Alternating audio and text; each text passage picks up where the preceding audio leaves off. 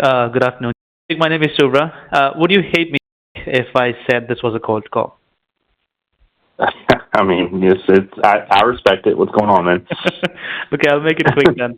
When I speak with mortgage professionals who are like, like not doing bad, but they're still looking for more growth, they usually tell hmm me the biggest bottleneck is not having more realtors who sends them consistent business.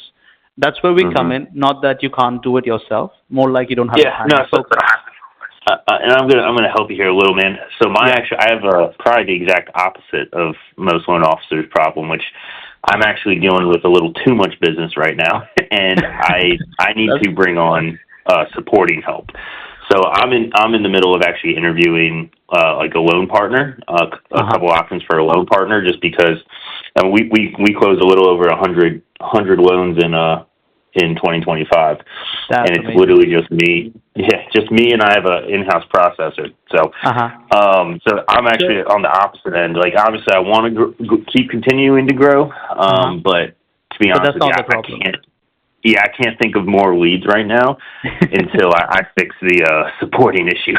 Yeah, I mean that's the part of the business, right? Always ebbs and flows, right? But that's a good Yep. start to the year, though, right? That's a good problem Yeah. to start the year with. Can Yep. I ask you Absolutely. something? Is it like, are you looking for more loan officer assistants right now, or more like loan officers to grow your team? Yeah. No. Like I need an assistant. I need an assistant. Assistant. So right now, what I did is in 2025, what we did is we opened up our own branch. Uh-huh. So I took my original assistant, my loan officer Uh-huh. assistant, and I moved her into an in-house processor. Okay. Just because it made the whole thing a little more streamlined. Mm-hmm. But at the same time, obviously, I lost my supporting help Mm. in that scenario. Yeah. So so yeah, and I've made do with it for the last like 4 months, just because we have brought on a couple other loan officers as well, and it's I didn't want to charge too much to my P&L at all at once, so I Uh-huh. just kind of made it work. But we're definitely in a place now where just like, man, I gotta get somebody on here. So yeah, That it's that definitely supporting. perfectly makes sense. Yeah, I mean, so how are you planning to go in 2026? Do you want to be the key man in the business still and have more support, or are you like more in the business management side, growing the brokerage, hiring No, more no, LOs? yeah, I'm definitely still in growth mode. I'm not in a position where I want to step away from sales yet. Uh-huh. So Okay. yeah, I mean, we got, our goal. I think what we talked about, me and my loan processor kind of talked about is, Mhm. we want to shoot in that 130, 150 range this year. Okay. And origination, I mean, in your situation, origination should not be, I mean, that should not be a question of originating that much volume. It's more like, can I have the capacity to process them and keep the customer support the same way, right? Exactly. Yep. Got it. Absolutely. So just to understand better, like, because I always try to understand if there is anything that you guys can potentially, like we can work together even like a year from now, right? It's always like having hmm connections as your business as well. Do you feel hmm like there is any need for even in the down the line, right? Maybe end of the year-ish. Would you say there would be any need for like setters or people support stuff in the phone with the phone, pretty much, like any sales support stuff? Yes. I mean, give me an example here of like what you guys do, how I you do mean, it. what we specialize in is like as you know, I'm cold calling. I love cold calling. I'm the founder, right? hmm And I could not wait for. I waited for 5 days to start cold calls. So today's my first day of the year. So what we have hmm is like our thing is on the phone, right? Appointment hmm setting is our key thing. We do hmm recruitment for brokerages, and we do real estate agent introductions for LOs, right? These are the So two you're key. essentially cold calling for me to set like what coffee meetings and things like that. So it's more like we will, how it works. Like real estate agents are, very shady on the front end, hmm but only when hmm they are introduced and you guys have a proper chat, that's when it becomes something significant. So the upfront heavy lifting of 80% is done by us. So we properly create an offer based on your business and what you have to offer to them, and hmm overall build like a value proposition for them, which makes them interested to say, hey, you know what? Okay, let me see what you guys have to offer, like as your team, right? So we become virtual team for you, extended part hmm of your team. And then you guys, we set the introductions with these realtors with you, and then you hop on these calls and filter the ones that are not the right fit based on the type of people, the volume of business that they do, and then pretty much you guys, you do your thing. So the 80% upfront is on us. The remaining 20% becomes your 80%. Okay.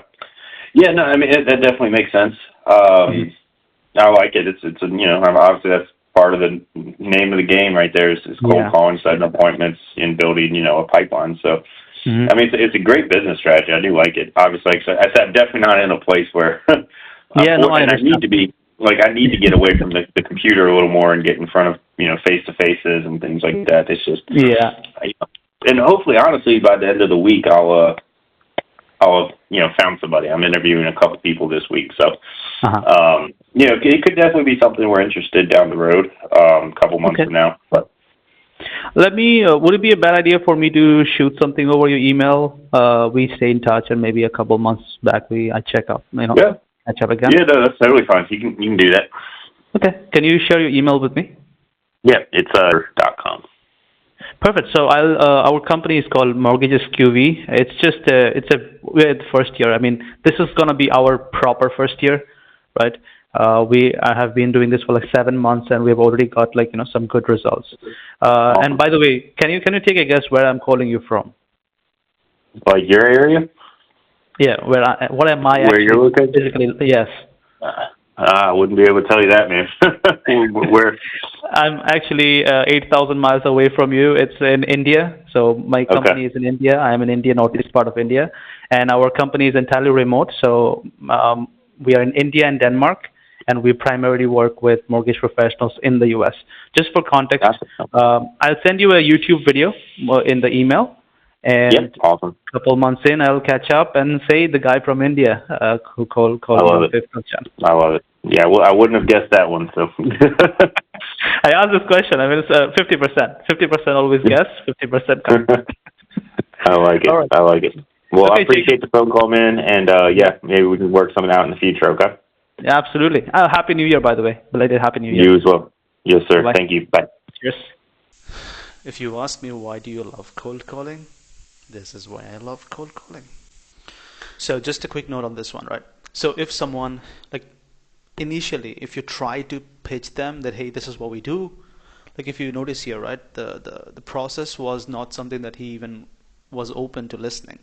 But when I probed into his situation and I let him open up, he spoke about his current challenges, his last year, his this year goal, and I was able to gauge a lot more there, and I tried to ask more without having to, without pushing my agenda into it, and that made him curious about what you guys do specifically, and that gave me the chance to open up and properly share.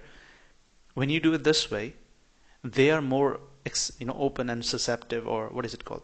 They're more open to listening and, trying to understand. So they're more attentive to the process. So the communication is better if you do it this way. You can actually communicate in a better way because you don't have the rush to tell stuff in a short notice, and you don't have to convince them anything. It's just that they are eager to learn about you, and you are sharing what you guys do and just opening up a door, right? So this was not possibly something happening, right? There was nothing that I could assume. So I was like, okay, you know what? Would it make sense? Would it be a bad idea?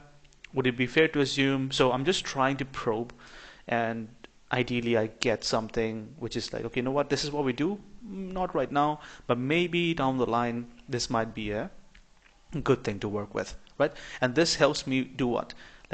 March or April.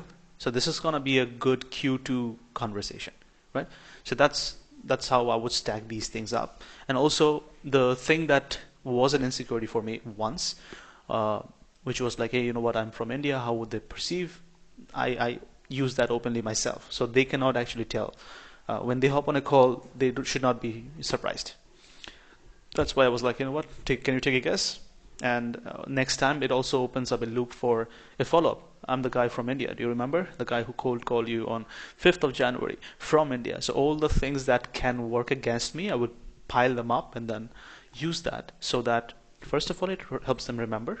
Secondly, it helps you remove the insecurity and you both can focus on the things that actually matter. Okay, 3 pickups. 30 minutes, 3 pickups, but one lead from there. 2 pitches. Let me do one more pickup.